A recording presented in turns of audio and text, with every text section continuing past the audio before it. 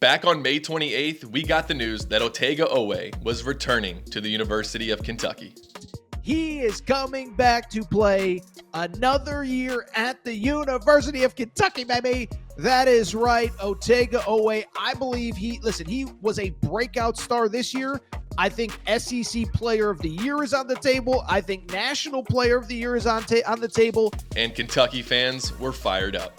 Dude, I had cold chills like immediately for the first 5 minutes. Then I kept watching all of the videos that Oweh was posting. Now you've got a potential preseason SEC Player of the Year, probably a preseason All-American candidate as well, kind of headlining year 2 with Mark Pope. You've got a 14-player deep roster now. It's very fun. It's very fun. It's hard not to smile when you think about Otega Oweh coming back for senior year 2 at Kentucky. It cannot be overstated how big it is for Kentucky to get Otega Oweh back. They now have a proven star that can be a leader on a team whose goal can definitely now be Final Four.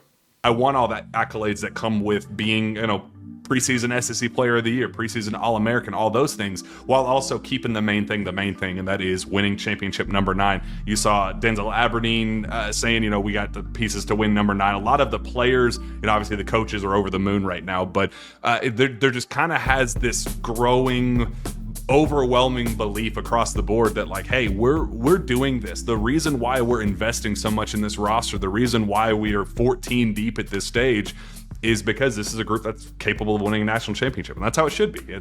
I think it's more about just in a system that fits him and what he does well, and I cannot wait to see what it actually looks like. Bigger picture, I'll say this. Kentucky is going to be so freaking good this year. And listen, by the way, I'm going to say something. Everyone's going to get mad at me. Oh, Torres, you flip-flop too much, this and that. I know I said literally 3 days ago when Carter Knox came back to Arkansas, I said I think Arkansas is the team to beat in the SEC. And I felt that way most of the offseason. But when you actually look at Kentucky's roster on paper, it is unbelievable. Top 5 roster. And I think there's no doubt about it. A legit national championship contender. When I update my top 25, they are a top 5 team. And yes, you can criticize Torres in the comments section. I am flip-flopping. New information equals new opinion. I think Kentucky's officially the team to beat in this league. Otega Oweh averaged 16.2 points per game, 4.7 rebounds, 1.7 assists on nearly 50% shooting from the field. He scored in double figures in every single game last season, except one.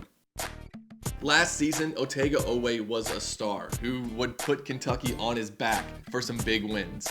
The 2 game winners versus his previous school last season cemented his name into Kentucky basketball lore.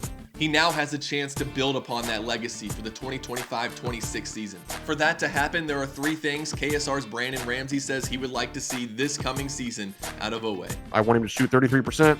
I want him to make 35 to 43s. I want to see his playmaking improve a little bit. I thought he would show some flashes of it, and then he would go whole games where he just didn't seem comfortable as a passer as he was going to the basket. And I thought that led tunnel vision. Those are where he needs to, learn to process the game, let things slow down a little bit. You can still be explosive and athletic and have some pace to your game. And I think that's the next step for him as a playmaker.